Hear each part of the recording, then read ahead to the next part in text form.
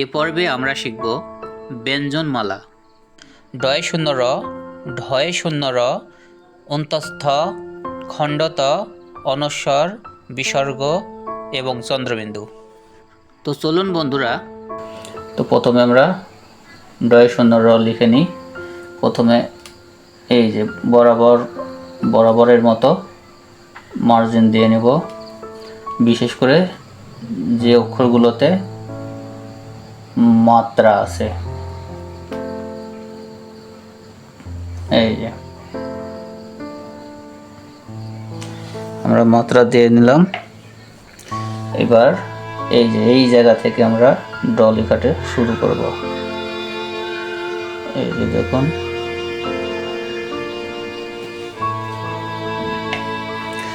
এবং দ্বিতীয় স্টেপ এই মাঝখান থেকে লম্বালম্বি আমরা একটা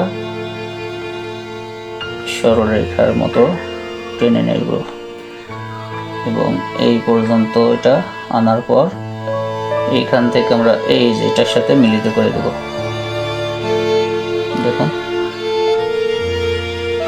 আর এটা আর একটু আমরা মোটা করে নেব। এই যে ত্রিকোণ থেকে নিচের দিকে মোটা হয়ে যাবে। এই যে দেখুন, এবার আমরা কি করব, নিচে একটা গোল বৃত্ত দিয়ে নেব। এই যে হয়ে গেল বৃত্ত। এবার আমরা ঢয় শূন্য র লিখব।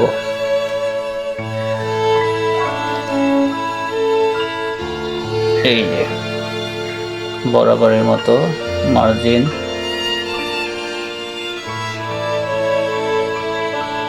এই যে এখান থেকে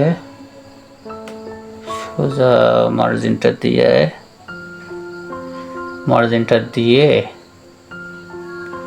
আমরা ঢ অক্ষরটি আগে লিখে নেব। এই যে এখান থেকে শুরু করব ঢ লেখাটা। এই যে ঢ লেখাটা নিজ অবধি নিয়ে এই যেখান থেকে ঘোরাই দিব, এখান থেকে ঘুরিয়ে দেব রাউন্ড করে দিয়ে এই জায়গা থেকে আমরা একটা ডিম্বাকৃতির বৃত্ত দিয়ে নেব, নিয়ে এই যে এই জায়গায় এসে মিলিত করে দেব। দেখুন কত সুন্দর হয়ে গেল। দিয়ে এবার আমরা এটা আরেকটু গোল করে নেব এই জায়গা। এই যে হয়ে গেল। আর এই যেখানে আমরা একটা ছোট্ট বৃত্ত দেব বা বিন্দু দেব।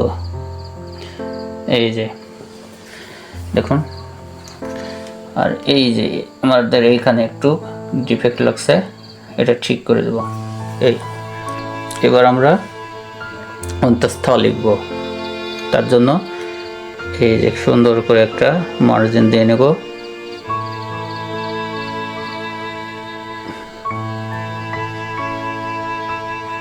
আর এখানে কেটে দেব।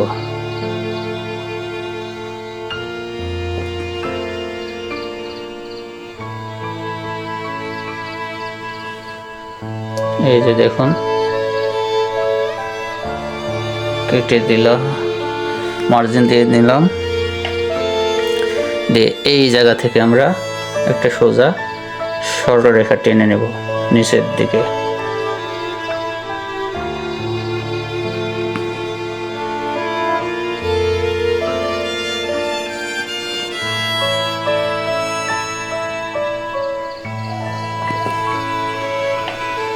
দিলাম।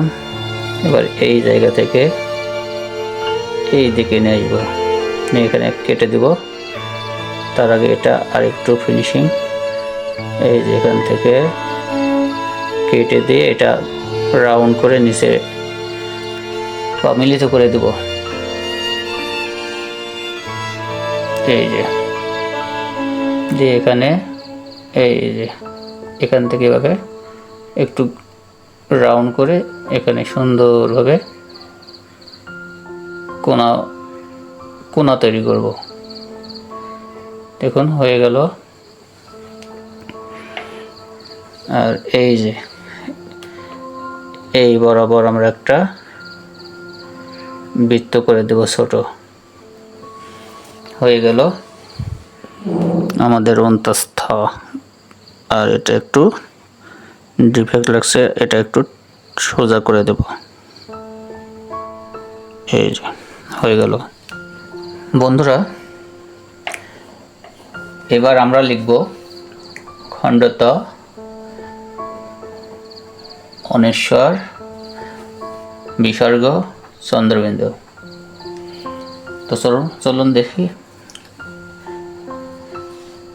আমরা খণ্ডত্ব লেখার জন্য এই জায়গা থেকে শুরু করব,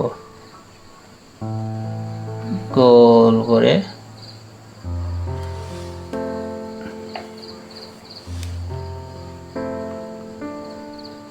এই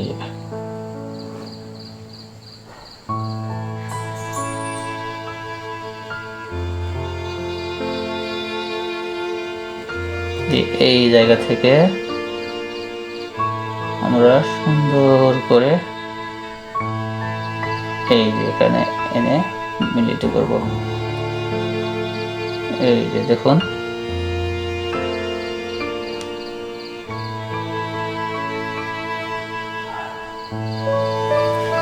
খণ্ডত। এবার লিখব অনুস্বার। এই যে এখান থেকে একটা বৃত্ত দিয়ে নেব। এই যে দেখুন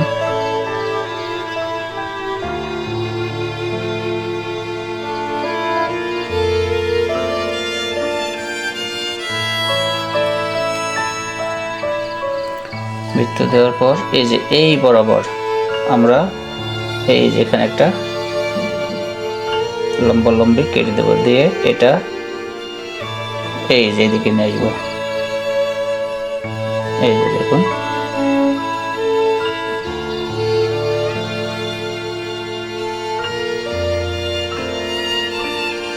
এই যে দেখুন কত সুন্দর অনুস্বার হয়ে গেল। এই অনুস্বার লেখার জন্য একটু হয়তো সমস্যা হতে পারে আপনাদের, তো দেখে নেবেন আর বেশি বেশি বেশি প্র্যাকটিস করবেন। আচ্ছা, এবার আমরা লিখব বিসর্গ। বিসর্গ লেখার জন্য এই যে এখানে আমরা উপর নিচে পরপর দুইটা বৃত্ত দিয়ে নেব ডিম্বাকৃতির, দিয়ে এই যে উপরে দিলাম, এবার নিচে এই যে দেখুন এই যে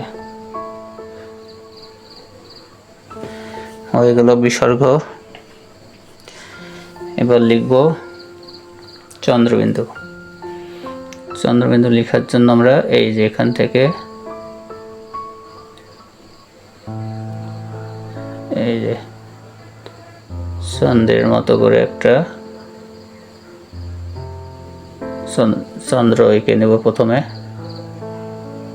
এই যে নিচের দিকে একটু মোটা, দুই মাথা একটু চিকন, আর মাঝখানে একটা এই যে মাঝখানে একটা বৃত্ত, ছোট করে বৃত্ত। এই যে হয়ে গেল আমাদের ব্যঞ্জনমালা পরিপূর্ণ। তো আগামী পর্বে আমরা দেখাবো স্বরবর্ণ কিভাবে লিখতে হয়। তো বন্ধুরা, এখন আর আমরা সময় নষ্ট করব না, আজকের মতো এখানে শেষ করছি। সবাই ভালো থাকবেন, সুস্থ থাকবেন। আল্লাহ হাফেজ।